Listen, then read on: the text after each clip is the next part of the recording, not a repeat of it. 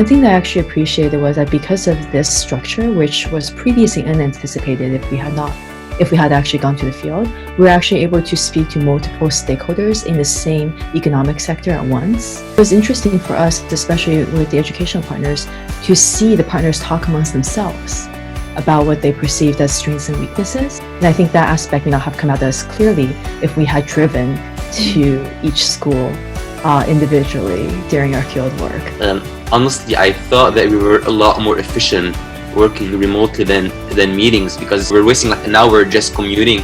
But by just doing calls and working from home, we were a lot more efficient. So many of us had transferred to Zoom calls, and so Zoom calls after a while weren't replacing the extent of being in person in the office. So there were gaps of time. If all 5 of us couldn't meet, like 3 or 4 of us could meet, but for the most part, we just found times during the day to connect. So it wasn't that bad, actually.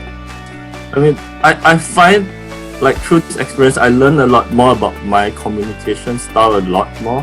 For example, I realized when I meet new people, like when I'm working with new people, I like to make a lot of small talks. I do that on Zoom.